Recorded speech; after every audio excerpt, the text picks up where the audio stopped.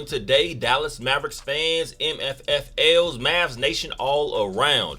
The Dallas Mavericks tied up the series last night against the Los Angeles Clippers in Game 2 of the first round in a 4-5 matchup. The final score was the Dallas Mavericks 96, the Los Angeles Clippers 93, and at 93 came Paul George, hits the last second shot with the buzzer going off. So the Dallas Mavericks had to work last night. This was not an easy game by any stretch of the imagination. Kawhi Leonard did return for the Los Angeles Clippers yesterday, and this was going to be a game the Dallas Mavericks were going to have to test themselves because they let Game 1 slip away. We're talking about all the situations and just the different narratives and commentary, that was going around, circling around Game 1.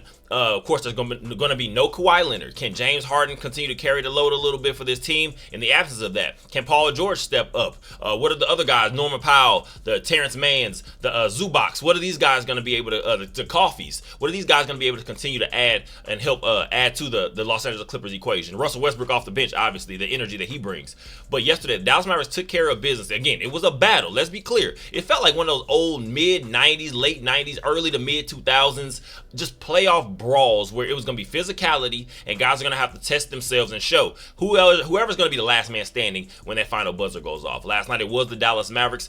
This is a game Luka Doncic, Kyrie Irving. I do not get into the situations where you're sitting here trying to look at efficiency and look at things like that, because one thing we know for sure, when it gets to the postseason, the games are going to be different because sometimes the officials are going to let guys play a little bit more. So some of those fouls that you're used to getting during the regular season, you're not going to be able to get those, because at the end of the day, the good officials, I'm going to say the good officials. Now, you're just not letting blatant things slide by, obviously, because there are still rules in the game. But the best officials, to me, in my personal opinion, when you get to the playoffs, NBA playoffs, you let these guys play as much as you can, because you don't want to be the one to make that, I guess you want to say, that game kind of deciding call. And sometimes that can throw things off completely for the remainder of a series. So last night, I appreciate that the referees, for the most part, allowed the Dallas Mavericks to play and the Los Angeles Clippers to play. Like I said, it's one of the games. It was somewhat called fairly on both sides, in my opinion.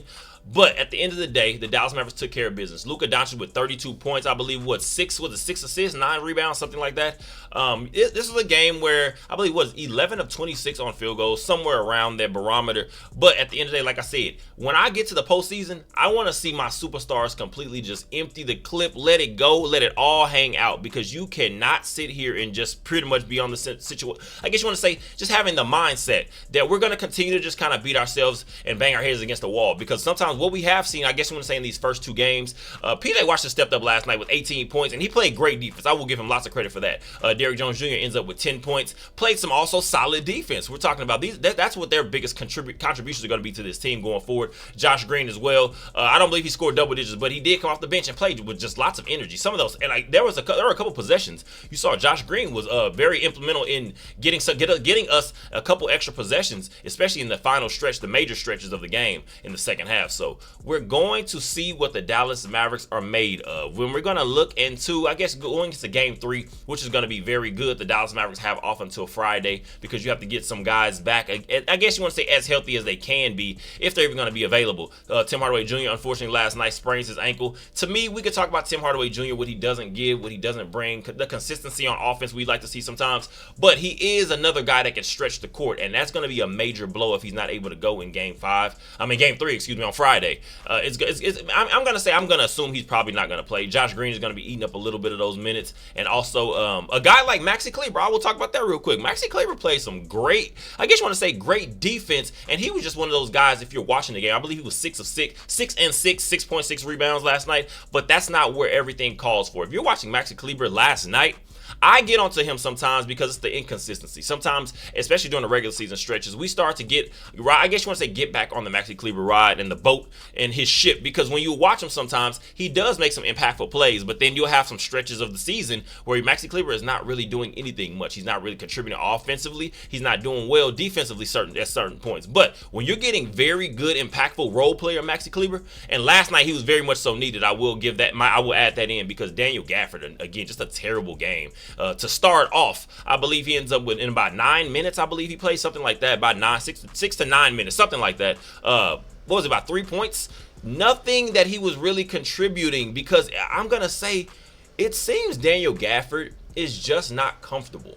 Don't mind the lawn work going on outside. But I feel like Daniel Gafford just was not consistent, and I mean, and I'm gonna say a lot of it to me personally. I don't want to give too much of an excuse or anything, but it seems like these lights might be a little bright for him. And I'm not saying it in the sense like he can't figure it out going into game 3 or anything like that, but it seems like in these first 2 games he's pressing a little bit much. We're watching Daniel Gafford. He was pretty much your main guy. We're talking about leading the NBA in field goal percentage by a fair stretch, by a fair amount. And obviously that's going to help out when you're playing with guys like Luka Doncic, Kyrie Irving, the playmaking ability that they do have. Daniel Gafford just is not looking comfortable out there, and then he ends up having some lower back inflammation, ends up having to leave the game for a little bit, and then he returns for a little bit after that. But Derek Lively pretty much was a guy that I was giving a lot of credit for to be able to hold down the fort until we figured out what the rotation was going to be for the remainder of that game. And Maxi Kleber got a lot of 5 minutes last night. I'll give him that, because I sometimes say I don't want to see Maxi Kleber getting those predominant 5 minutes, because sometimes he will get beat up a little bit, and we're watching a guy like a Zubac, who we saw in game 1, taking advantage of some of those weaker opponents, especially when you're seeing that he was taking advantage of Daniel Gafford in game 1. And then Derek Lively played him much better than Daniel Gafford did. But also when the Maxi Kleber sometimes, but you can't run these guys all day long when you're not getting contributions from both of those guys, because that's what made the center position for the Dallas Mavericks one of the key positions for this team in the last stretch that helped us move up to the 5th seed and find our seeding for the postseason, was the fact that we did have so much that we can get from our center position in different looks. We had a Daniel Gafford, you're a more bruising, physical type player, and then you look at Derek Lively. He's very lengthy, very athletic, and he plays with that ferociousness. And I'll say it again, I'll give Daniel Gafford some credit for it, because it is the intensity that he plays with, and you start to see it felt like Derek Lively was picking up steam. We do know Derek Lively, he's dealing with some personal things that he's still kind of having to work through, but as much as we can ask for from a player last night, 20 years old, still in his rookie year, first postseason, Derek Lively played a great game, and I give him lots of credit for that. Also, when you're looking at just whatever we're going to be able to get from any of these guys off the bench, like I said, Dante Exum, I don't believe he played much last night. He had some key points. I guess you want to say periods a little bit, just because sometimes we do have to worry about who's going to be that third ball handler. I'm not sure Josh Green, that's really his role. You're looking at him as being that spark guy, that can kind of stretch you out here and there, get maybe, and sometimes every now and then you will get a game where Josh Green is knocking down shots. But Dante Exum, he's going to have to be very valuable to this team going forward, because we do need that third ball handler. Luka Doncic, I believe last night, that 48 minutes in a regulation game. Let's be clear, 48 minutes and 4 quarters. Luka Doncic, I believe, played 42 minutes, something like that, 46 minutes. It was something high like that. Kyrie Irving was not too far off. I know, playing for at least 40 plus.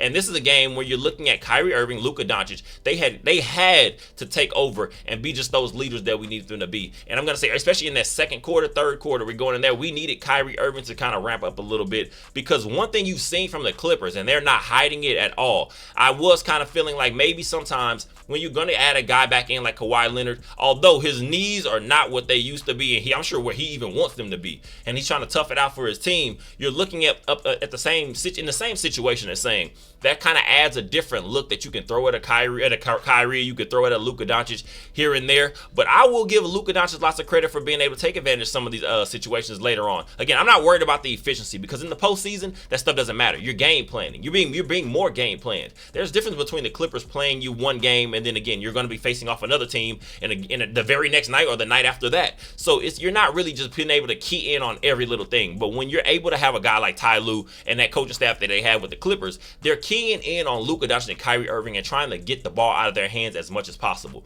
which is why I would like to see going into game 3.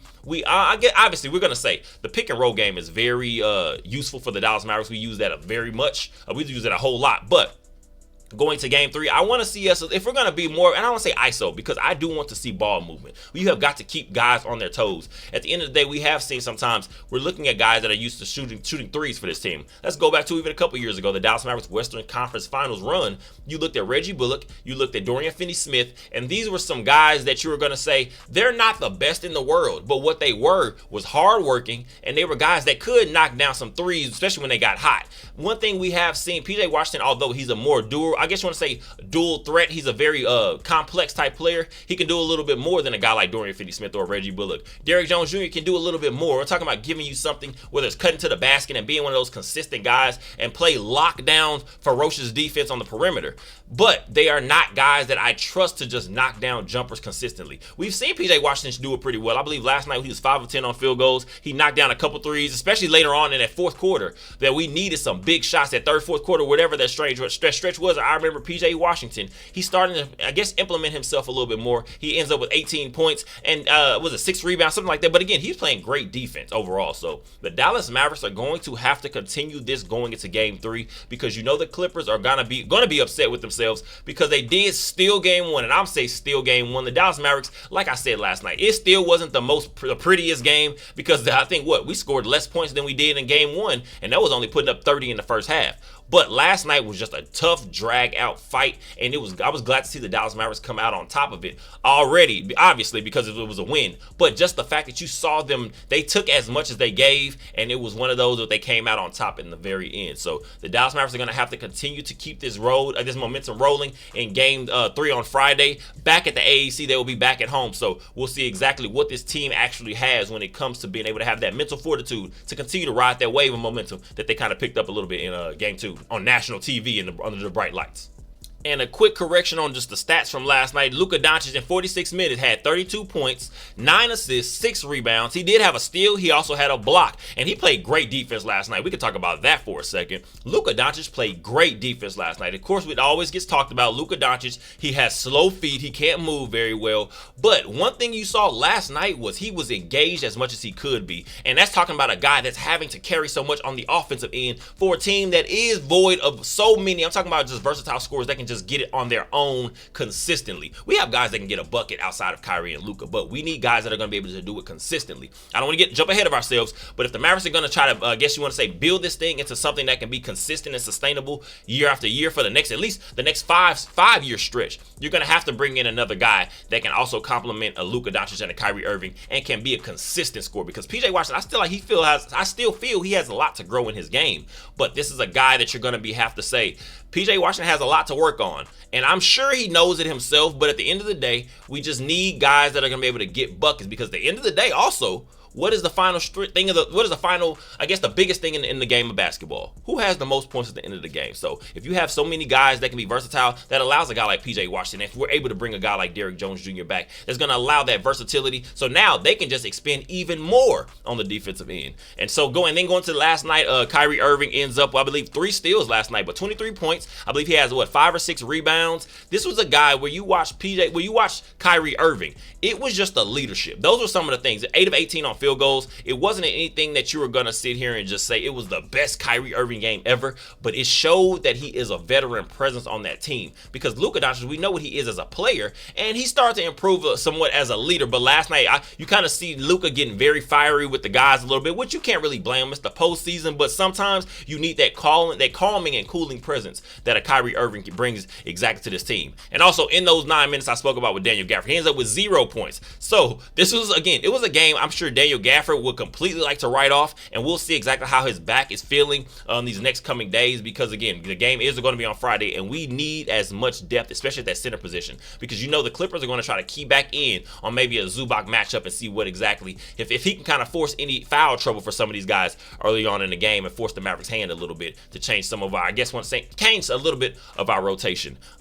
Like I said, it was a game pretty much the Dallas Mavericks. It was just a nice game where you saw a lot of just physicality and you saw a lot of mental toughness from this team. And like I said, that's very proud to see as a fan because you do not ever want to get to the postseason and you see some of these guys just wilt under the pressure. You see, this is going to be a long series still under my estimation. The Mavericks cannot come in lazy on Friday in Game 3. You cannot come in feeling too good about yourself as if, okay, we bounced it back on the road, let's take it back home. No, you have to come in in with the same intentionality, if not even more now, because you're going to be again around your home crowd. And the old adage, obviously, a lot of role players. That's the difference between the postseason games. You can say your superstars are going to be superstars, but at the end of the day, when you're keying in on these superstars, you're going to be able to make it a little bit harder on them. So what's going to be able to stand out? The role players, the guys around them. Who's going to be able to step up? And a lot of times when you're talking about role players, a lot of them tend to play a little bit better at home in front of the home crowd. They're used to having their own home routines, things like that. So we're going to be able to see what the Dallas Mavericks have mentally. And I guess you want to say in the aspect of mental toughness on Friday in Game 3. The game will be at 7 p.m. Central Time, I believe, on ESPN. So I appreciate you guys for all the support. The Dallas Mavericks still have to keep this train rolling. I believe that they will, but we'll have to see it for ourselves on Friday again in Game 3, 7 p.m. Central Time. I appreciate you guys for all the support. Go ahead and like, comment, subscribe, and share. Go Mavs, and as always, enjoy the rest of your day.